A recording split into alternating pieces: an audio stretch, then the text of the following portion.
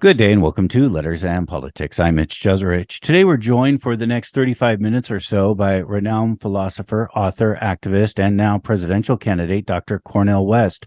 Our thoughts of having Dr. West on are about giving you an opportunity to ask your own questions concerning his presidential run. As you know, we are in the midst of a very important fund drive for this radio station, but I'm going to save all of that for after our conversation. Instead, I'm just going to give you the phone number to get a question in right now. And I ask that you keep your question succinct, to the point, and short so that we can get in as many people as possible. That phone number is 1-800-958-9008. Again, that's 1-800-958-9008. Dr. West, thank you so much for your willingness to do this. Thank you. You honor me by being willing to be in conversation with me, my dear brother Mitch. It's great to have you. And as we wait for colors to be lined up, I do just have two quick questions for you that are mine. On this program, we focus a lot on history.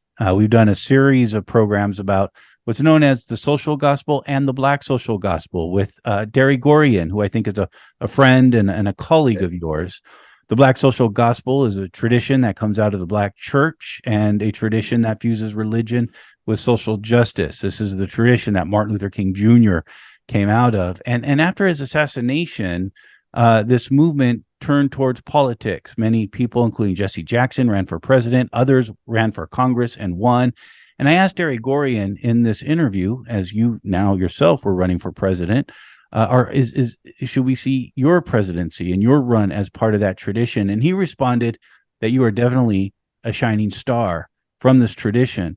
But he also said you were beyond the tradition. He quoted, as I think you often do, Walt Whitman, I contain multitudes, which I thought was a nice way of saying it. I preface my question with that by really just asking you, how do you see your candidacy for president in history? Wow, what a question. Let me begin by saying that Gary Dorian is one of the great joys in my life. He's my colleague. We break bread. I usually go about 3 or 4 hours nonstop every time that we get together.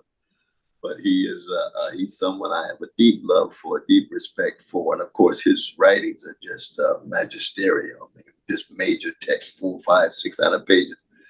And of course, he's in some ways a better person to raise that question than me in terms of role in history.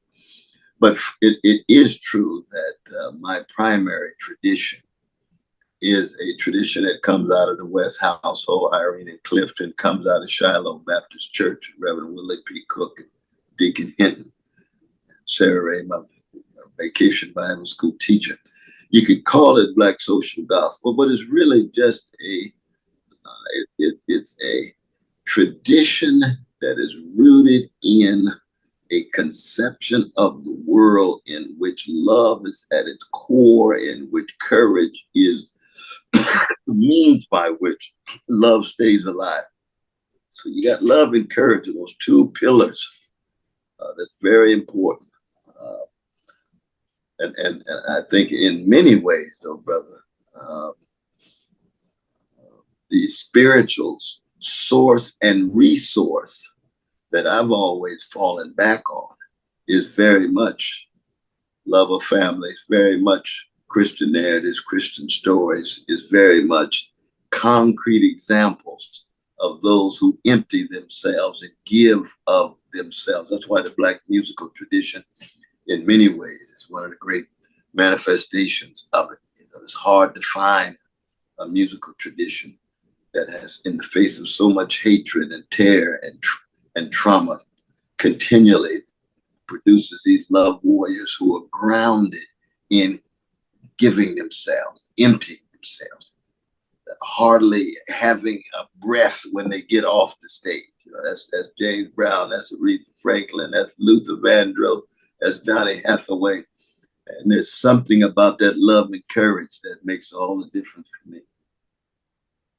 I'm going to stay away from the questions that you've already been asked a million times about running in an election as a third party candidate when you have two major parties and the danger of a Republican, Trump potentially winning that. If any of our listeners want to ask that question, that's fine, but you can also go online and easily find your response to that. Of course, you can say whatever you want to say, but I did hear in an interview that you did, that I found interesting and I did want to follow up on, is that you actually plan to campaign in Trump territory, to go to Trump territory. Have you done that yet? Well, I mean, I already have in terms of just television, because I've had a number of interviews on Fox News. Fox News really still is Trump country in that regard.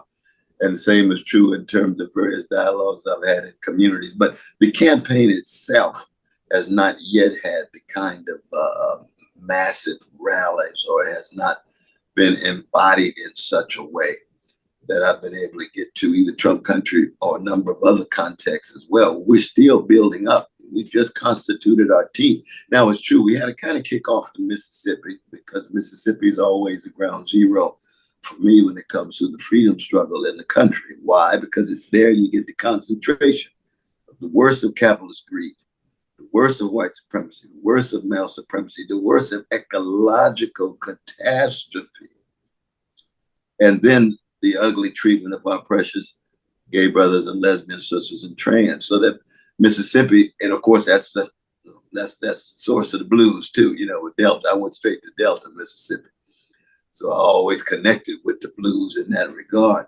But in the coming months, you shall see some wonderful, wonderful examples of what it really means to engage the public in such a way that we're able to look honestly at all of the catastrophe, despair, and social misery, and allow none of those three to have the last word. We end with fighting, we end with resilience, we end with resistance. And that's very much what the Black social gospel tradition is all about too. Oftentimes, I think we think of Trump country and Trump supporters being poor white people. How do you plan to address them?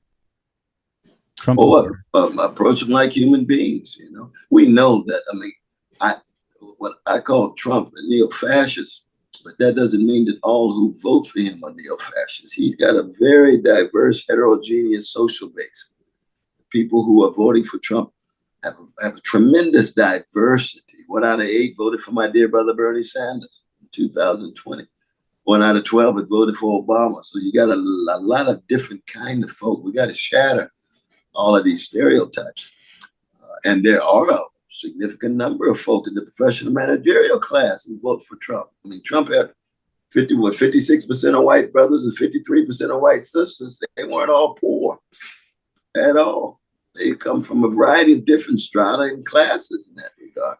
But most importantly, you approach them as human beings, trying to make the case that you are concerned about their health care.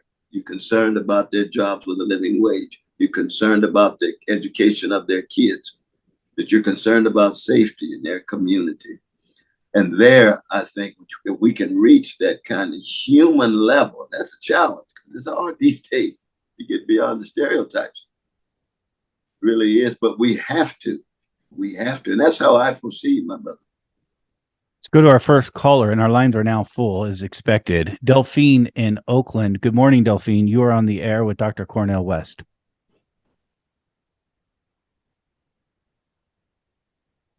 Hello, Delphine. Delphine dropped. Delphine dropped. So let's next. That means we have a line open, folks. Let's next go to the next caller. This time we're going to San Francisco, where we're joined by Mike. Good morning, Mike. You are on the air with Dr. Cornel West. Good morning. I'm going to be voting for Dr. West, just like I voted for Eldridge Cleaver and Ralph Nader back in the day. The question I have is, why hasn't there been a third party, a real left third party that espouses the ideas that Dr. West is for? This to me is very disappointing. I will not vote for the Democrats anymore. So I just wanted to get his take on the state of why there is not a real alternative in this country, like almost every other country has. Thank you, Mike. Yeah, no, Brother Mike, I appreciate those kind words and your support, though, brother. You remember Margaret Thatcher had Tina. There is no alternative. That became the overarching perspective in the United States for a long time. There's no alternative to the right-wing Republican Party. There's no alternative to the milquetoast neoliberal Democratic Party. And anybody who does attempt to push the two-party system aside to bring a critique and indictment on the corporate duopoly becomes a spoiler, becomes the cause of the worst that happens in any election. And that's heavy. They put that on Brother Ralph Nader. He's one of the most towering freedom fighters of the 20th century. And he's a spoiler. Jill Stein, my dear sister Jill, the same way. That we have a system, Marcuse called it a one-dimensional society. We have a system that is structured in such a way that it's very difficult for oppositional and for oppositional forces to be manifest in institutions. You might have oppositional voices here or there, but those voices get incorporated quickly. Those voices get diluted quickly. But to create alternative institutions and alternative movements, ooh, that's so very difficult in our society. And then we should be very honest about it. There's mechanisms of repression. That when you do have a powerful oppositional movement, the FBI is going to come at you with character assassination, literal assassination, so that, you know, the elites in this society, the greed at the top, they are very serious about containing and incorporating any kind of opposition. And yet, many of us are willing to fight anyway. So I salute my brother for both his kind words. And there's going to be some of us, including Brother Mike, who are going to go down fighting. Just a quick clarification about your candidacy. You announced that when you announced your candidacy, you did as with the People's Party. My understanding now is that you're also running for the nomination for the Green Party, which will have to go through a nominating process with the Green Party. Are you going for both? No, just the Green Party. Just the Green Party. Definitely. Just the Green Party. And right now we've got about 20 states. My dear brother Rick Lash is just magnificent in terms of his work on ballot access. We'll probably have about 32 states by the beginning of the year, and we hope to have all 50 or at least 48, 49 by November. So we're going to be in strong shape. We really are. And we're going to provide an alternative. We're going to raise our voices. We're going to bear witness. And we're going to try to expose how both parties are tied to big money, big military, how they have very little interest in the plight of poor and working people. And in the end, given the ecological catastrophe, we're right on the edge of the cliff now, that at least some of us are trying to make sure that there is an alternative, that Tina does not become so normalized and naturalized. There is no alternative normalized and naturalized that people don't feel as if there is another way. Let's next go to Santa Cruz, where we're joined by Marilyn. Good morning, Marilyn. You are on the air with Dr. Cornel West.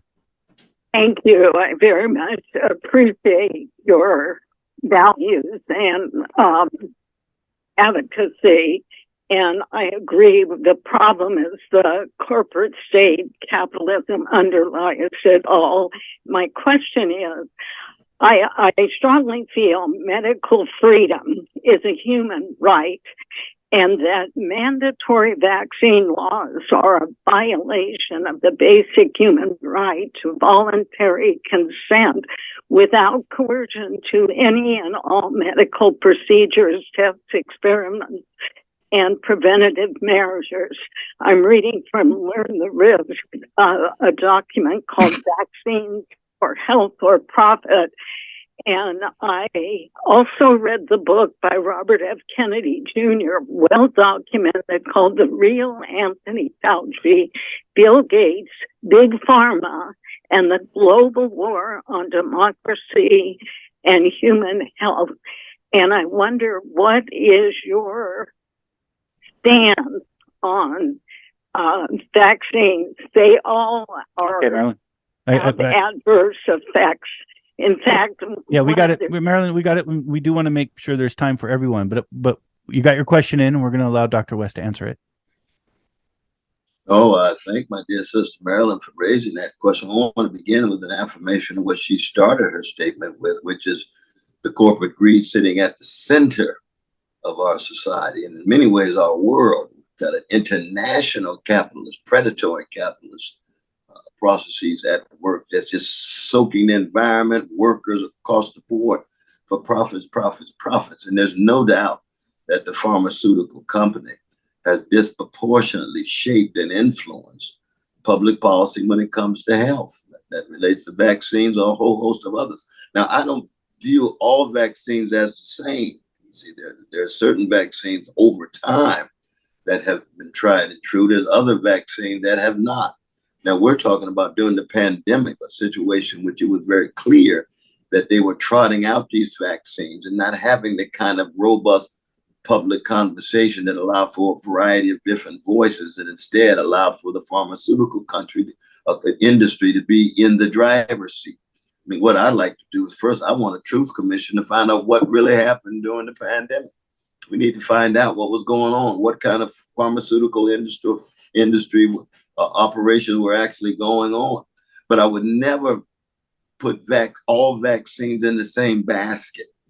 Not at all. I think we've seen over time that there's certain ones that, malaria and so forth and so on, have positive impacts. It's these new ones that I think we have to raise questions about. But I do have, my dear sister Marilyn, strong libertarian sensibilities. I don't like coercion. I don't like mandates. I think we ought to try to make arguments. We ought to try to suggest or recommend that people do X or Y, but not that we force and coerce people to do X or Y. It just cuts against my own libertarian sensibility. Of course, you're running for president. Let's just say you won, and let's say you won in a very similar environment of what happened in 2020 with the onset of the pandemic. How would you have handled that situation concerning vaccines? Again, I would never proceed in a coercive way. I'd use a bullet pulpit, try to convince my fellow citizens that we have a process in place that results in the kind of vaccine that have been tried and tested. And therefore it is worth your while, but I would never impose it. I would never be coercive to people. I would try to convince them, but I would never force it in that regard. People do have a right to make their own choices. Let's next go to Carlos, who is in Carson. Good morning, Carlos. You are on the air with Dr. West. Dr. West, I like your stance on vaccinations, but my question is this. Human rights movements under the guise of human liberation towards equality and fraternity are dividing our society and causing chaos. Would you continue the endorsement of all these phony human liberation movements, which are really controlled by the elite, the top elite? If you look at who's financing all these movements, you got the George Soros, you got the Rothschilds, Rockefellers, the top elite are controlling these movements to lead them into anarchy. Would you continue that endorsement? But my dear brother, it depends on which ones you're talking about. Certainly, we had to be highly suspicious of the elites using the language of human liberation when they're not committed to fundamental liberation movements. And there is a long history of that. You are absolutely right. Oftentimes, though, it's a matter of these foundations or NGOs and so forth that are trying to get in on a movement that's already been initiated and provides big money as a way of controlling or diluting them. But it depends on which movement you have in mind, my brother. We would have to look at movement after movement, because I am a movement person. I come out of the legacy of Martin Luther King Jr. The Black Freedom Movement is a movement. The Chicano movement was a movement. It was not manipulated by elites. Elites tried to get in on it but it was a genuine movement from below. So it depends on which ones we're talking about. The trade union movement. Right now, I'm going to UAW. It's very important. That's not being manipulated by elites. That's not being supported by foundations of NGOs. These greedy bosses, these greedy CEOs are trying to ensure that precious workers don't have access to a fair wage, don't have access to fair benefits. That's class struggle. That's movement from below. That's real. Let's go to our next caller. This time we're going to the Can I Central answer Valley. No, we're sorry. We're moving on. Let's go to our next caller in Fresno, Mariposa. Good morning. You're on the air. Good morning. Blessed love, Brother Cornel West. How you do? How you doing, my dear sisters? A blessing to hear your voice. Lovely. Go ahead, Mariposa. I have so many questions, but I'm gonna just ask you. With Mumia and Mr. Peltier, Uncle Peltier being in, prison, what is your stance on that? Now we're gonna set them free. Thank you, Mariposa. While you're in presidency, because we're gonna manifest that. After what I can guarantee you this, Brother Mumia Abu-Jamal, I was blessed to write 2 introductions to his works, Death Blossoms and Writings on the Wall. I've visited him with Brother Chris Hedges and James Cone. He's my very dear brother. Leonard, I was just part of the climate change week, and I was blessed to see members of his family. One of the first things I would do would be to pardon both Mumia as well as Leonard, but I would also pardon Julian Assange. And I would ask Snowden to come home. I would ask Ashada Shakur to come home. I'm thoroughly convinced these folk are innocent. I'm thoroughly convinced they're political prisoners. I'm thoroughly convinced it was arbitrary in the judgments when it came to their punishment. Same would be true for H. Rap Brown in Arizona, who's now Imam al-Hamed. So that there would be a number of different pardon powers that I would exercise of people I'm thoroughly convinced are political prisoners. Would you pardon Donald Trump? And I say that recognizing you called him already a neo-fascist, not as though you would be a Donald Trump supporter, as though you may some of these other folks you just mentioned. But there is a line of thought out there thinking back to the Watergate scandal and pardoning Richard Nixon. One of the reasons you did it is so the country could get past this moment. And of course, right now we're in a very deep moment. Would you pardon Donald Trump? I would pardon Donald Trump only if I was convinced that he had an unfair trial. He needs to have a fair trial like every citizen. If he had a fair trial and goes to jail, no, I would not pardon him at all. It wouldn't be a political consideration about the vision of the country. It would be ensuring that he got a fair trial. And I would look very closely to see what the procedures were to ensure it, because fair trial is something that has to be available to each and every one of us. But no, I would not pardon him if he had a fair trial and went to jail. Ooh, no, not at all. Do you have a sense of how fair it's been? Do you have an opinion of how fair it's been up to this point? Well, I'd have to wait until he got in court.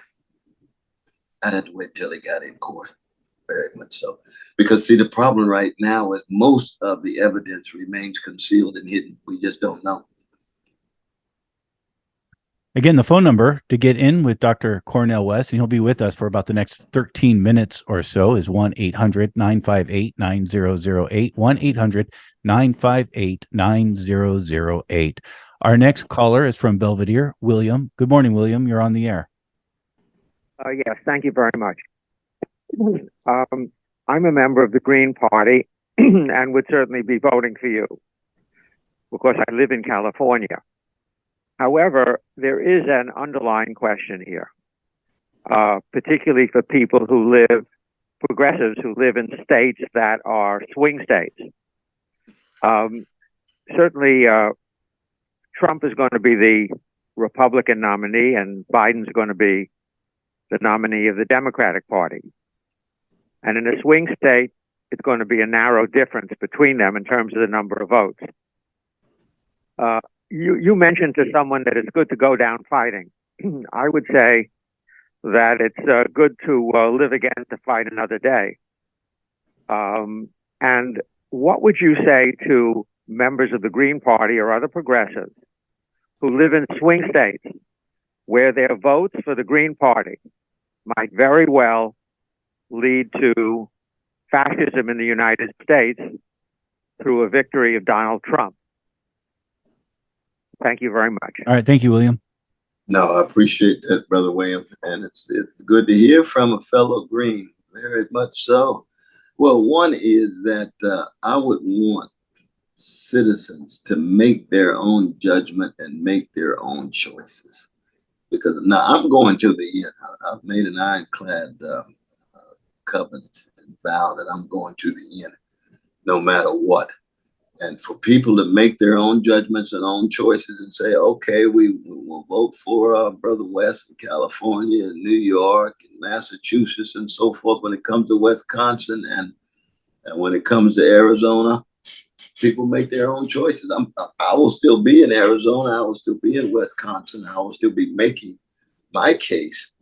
But I do not plan at all to shift and say the shift and say people who are voting for me should vote for Biden. No, I wouldn't do that. I would say, if you think that you're leaning toward me, but you want to vote for Biden as an anti-fascist vote, it's up to you. But I'm making the case for the Green Party. I'm making the case for this campaign, which is a moment in a movement. And so in that regard, I think it's a kind of a halfway house between what my brother was saying and what some people are calling for me to do later on down the road. Do you think they're equally worse, or do you think one is worse than the other? Well, it depends on which sphere, really. I think that Biden is moving us toward World War III with nuclear exchange, what's going on in Ukraine and Russia versus NATO, which is to say Russia versus the United States. And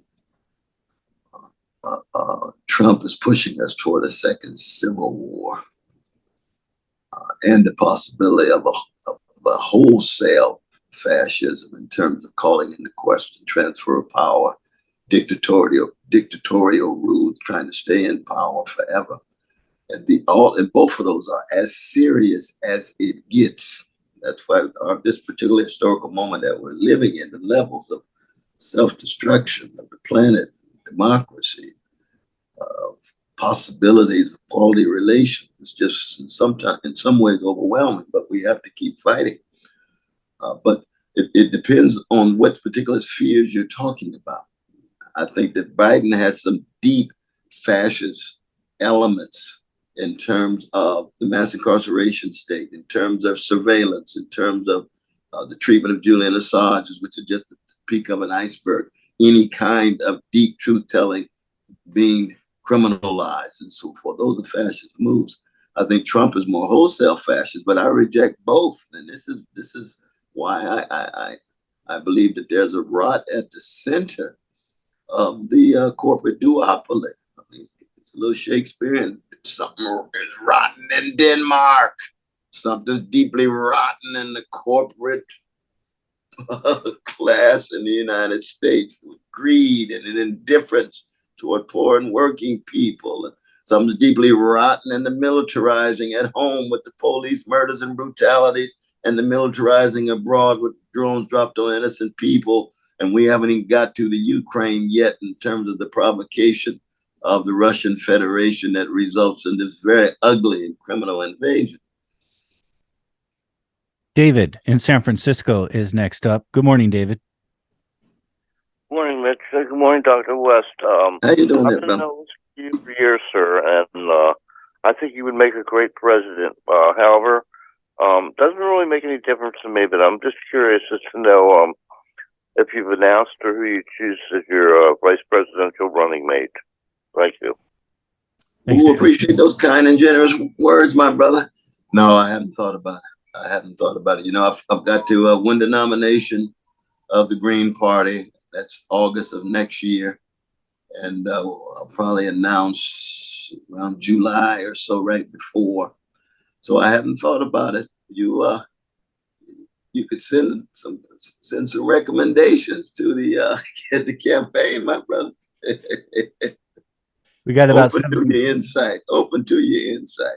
We got about 7 minutes left with Dr. Cornel West. Let's stay in San Francisco, where we're joined by Fred. Good morning, Fred. Hello, Dr. West. I believe strongly in you and Bernie Sanders. Unfortunately, the way the Electoral College works, the election of 2024 will be decided in the Rust Belt. And there are thousands of votes, a few thousand votes that are going to maybe decide this election. I want to ask you, do you understand we have suffered enough and that you could literally hand this election over to Donald Trump? You cannot get a socialist, you cannot get a woman through the Rust Belt successfully. It'll be a sad night in 2024. As much as I believe in you, believe in Bernie, I'm sorry, this is destructive, and worse, you won't be able to get your followers to capitulate next year and support the Democratic candidate, our only chance. All right, Fred. Even though I believe in you strongly. All right, Fred. Thanks for the call. Dr. West. No, I appreciate Brother Fred's honesty. I think all of us are wrestling with a certain kind of desperation. There's no doubt about it. But one thing to keep in mind that, we're living in real time. There's a possibility that Biden himself may not even be the candidate, given what's going on with his son and age and his health and so forth. And there's a chance that Trump himself, with the 4 indictments and 91 felonies, at the moment it looks as if it's inevitable, but we don't know. We just don't know. These things are unpredictable. They're unpredictable. I'm just want to be consistent and persistent to bear witness to the kind of vision I have and the concern and dedication to poor and working people. But I hear my brother. I do hear my brother. And as I said before, that I plan to be consistent all the way through. But I think sooner or later we've got to make a break. I can hear this argument: the next 4 years, the next 4 years, the next 4 years, the next 4 years. I voted for Biden last time. I thought he was going to speak to the issue that would undercut the fascism, to deal with the wage stagnation, to deal with the insecurity of economic status, to deal with the ugly white supremacy and male supremacy and other forms of scapegoating, the most vulnerable, scapegoating immigrants, and scapegoating asylum seekers and so forth. And I just didn't see it in Biden. I thought that he was going to come forth stronger. So that I hear what he's saying. It's a desperate situation, but people do have to make their choices. People have to make their choices. Let's next go to Los Angeles, where we're joined by Sekou. Good morning, Sekou. You're on the air with Dr. West. Yeah, good morning. It's C2, and I'm glad that Dr. Forgive me. Can you hear me? Yes, forgive me. I mispronounced your name. My apologies. Okay, no, there's no problem. I'm glad that Dr. West made the last few comments he made, because we're not 100% sure that either one of those people are going to be running for president. And here's why I called, really, because Dr. West has a chance to be a legitimate candidate or a critic or a cabisser. And some people might think those are the same thing, but they're not. There's a distinction between the two. And the fact that you started your campaign, or part of it at least, in Mississippi was a good idea. Mississippi might be a fertile ground because of some of the groundwork that's been laid by some people who are my associates years ago. Yes. That I'd like for you to concentrate on is not Trump territory, please, but South Carolina. That is where Joe Biden became president, in South Carolina. You remember the scenario? Yes. Big there because of Clyburn. He won big there because of Clyburn, and more than any other president in my lifetime, and I'm in my mid-70s, we, the Afro-American people, put Joe Biden in office. Look at Joe Biden's record from the past. Ask yourself, and consult Danny Sheehan on this. Joe Biden knew who was behind, basically, who was behind that massive drug smuggling and gun running operation that virtually tore the guts out of almost every black community in the country. That was Joe Biden. Take a real strong, hard look at him. And remember, it can be said after the election that you were a legitimate candidate instead of a critic, and they are distinct. Thank you, CQ. Thank you. Yes, no, my dear brother Sekou, he's got a lot of wisdom there. He really does. I've taught in prison for 41 years. Had magnificent time with my precious brothers there. But the level of barbarity in our prison system that I don't have a language for, and Biden was a major architect of it. And he bragged about it for 27 years before he then decided to run again. And so that's a crime against humanity. Now, you know, I'm a Christian, so I believe that people change, people can shift and so forth. But that's part of the legacy. The invasion, occupation of Iraq is another crime against humanity. 500,000 dead, not a mumble of earth said. You see, these are the kind of things that burn me up in terms of my own moral and spiritual sensibility. So I hear what my brother's saying. And to make that shift from critic to a legitimate candidate, which means you're tied to an institution. And by institution, what I mean are social movements that spill over into electoral politics. You see, I come out of the legacy. My brother was mentioned the great Lumumba family. I was just with them there in Jackson, Mississippi. Or Martin Luther King Jr. or Fannie Lou Hamer or militant wings of the trade union movement. I'm on my way to UAW right now, Brother Sean and company. You see, those are the things that change history in the end, when ordinary people straighten their backs up. And it spills over into electoral politics. And all I am is I'm a spillover because I'm just a vehicle and a vessel of the great tradition of Black freedom struggles, a great tradition of people's freedom struggles, workers' struggles, women's struggles. And I'll never forget my vulnerable folk. Anybody who's vulnerable for me as a Christian, I don't care if trans, gay, lesbian, Jewish, Palestinian, Lithuanian, whatever it is, if you're catching hell, I'm going to be in solidarity and do what I can do to push it back. That's a moral and spiritual imperative. And that's not what ordinary politicians talk about. The garden variety politicians are just about being, you know, thermometers. They reflect the climate of opinion. I want to be a thermostat. I want to shape the climate of opinion, but I don't do it by myself. I'm just a small moment in a wave. And that wave is a social movement. That wave is a tradition of struggle. And I find joy in doing that. I have a good time, just like talking to Brother Mitch. I have a good time talking to Brother Mitch with his brim on. We're having a good time. And that joy is something that's fundamental, given the grimness and dimness of our historical moment. Dr. Cornel West, you've agreed to come on for 45 minutes and stay with us till 45 minutes after the hour. It's now 46 minutes after the hour. We want to respect your time, but I do thank you for taking this time to talk to all of us today. Thank you. And I tell you, this station is blessed to have you, Brother Mitch. We're blessed to have the station, and that's what I'm going to go try to keep on the air right now. But thank you, sir. Thank you so much, brother. Stay strong now.